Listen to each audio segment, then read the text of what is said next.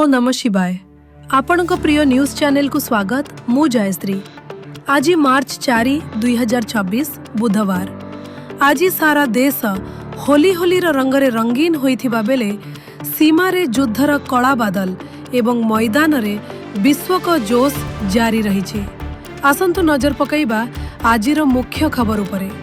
सुभद्रा योजना मार्च 8 रे मिलिबो नुआ हिताधिकारी को टंका। सुभद्रा योजना को नहीं आसीछि बड़ अपडेट। उपमुख्यमंत्री प्रभाती परिड़ा सूचना देइछन्ति जे जेउ नुआ हिताधिकारी माने ए पर्यंत टंका पाई नाहंती सेमानंकु आसंता मार्च 8 तारिखे आंतर्जातीय महिला दिवस अवसर रे सीधा सलख 5000 टंकार सहायता मिलिबो। एथिपाई सरकारी स्तर रे समस्त प्रस्तुति शेष होईछि। विश्वकप सेमीफाइनल आसंता काली भारत इंग्लैंड मुकाबिला। T20 विश्वकप रे आसंता काली मुंबई वांखेड़े स्टाडियम रे खेला जिवो प्रथम सेमीफाइनल।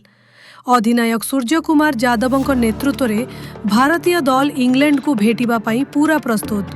सुनील गाभास्करଙ୍କ परामर्श अनुजाई जसप्रीत बुमराह को पावर प्ले मध्यरे अति कमरे 2टी ओभर देवा पाई दल रणनीति प्रस्तुत करिछि। ईरान इस्राएल युद्ध चतुर्थ दिन रे भयंकर आक्रमण। आंतर्जातीय स्तर रे युद्ध स्थिति अधिक सांघातिक होईछि। आज चतुर्थ दिन रे इस्राएल एवं अमेरिका पक्षरु तेहरान एवं बेरुत उपरे शताधिक मिसाइल आक्रमण करा जाइछि।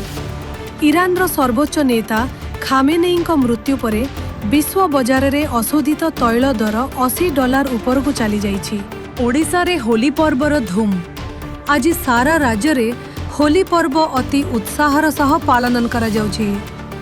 भुवनेश्वर रु कटक पर्यंत सबुठीर रंगर खेल देखा मिली।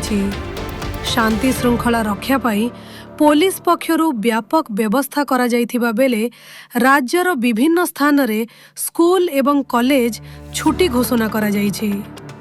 पाकिस्तान अफगानिस्तान सीमा संघर्ष 67 तालिबान मृत। सीमा विवाद को नहीं पाकिस्तान एवं अफगानिस्तान मध्यरे युद्ध जारी रही।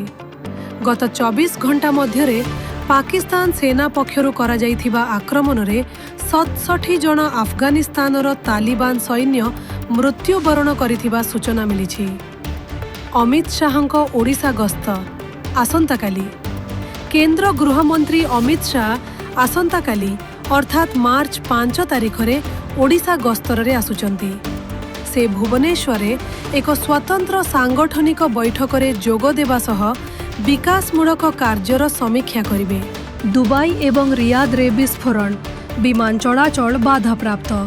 पश्चिम एशिया रे संकट बढ़िबारे लागिछे। दुबई रे एक भयंकर विस्फोरण सह रियाद रे थिबा अमेरिका दूतावास उपरे आक्रमण होइछे। एही कारणरू भारतरू जीवाकु थिबा प्राय 1200 रु अधिक विमान चलाचल को रद्द करा जाइछे।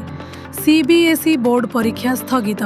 पश्चिम एशिया रे युद्ध जोगु सेही अंचल रे हेबाकु थिबा 10म एवं द्वादश श्रेणीर सीबीएसई परीक्षा को सामयिक भावे स्थगित रखा जाइछे। स्थिति समीक्षा परे परवर्ती तारीख घोषणा हेबो बोली बोर्ड स्पष्ट करिछे। ओडिशा रे स्नातकोत्तर नामलेखा प्रक्रिया आरंभ।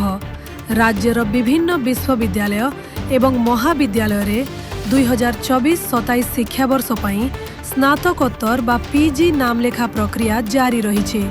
आशायी छात्र छात्री माने साम्स पोर्टाल माध्यम रे आवेदन करि पारिबे। लाउरेस नॉमिनेशन। भारतीय महिला क्रिकेट दलर गर्व। भारतीय महिला क्रिकेट दल पई आसीछि बड़ सम्मान।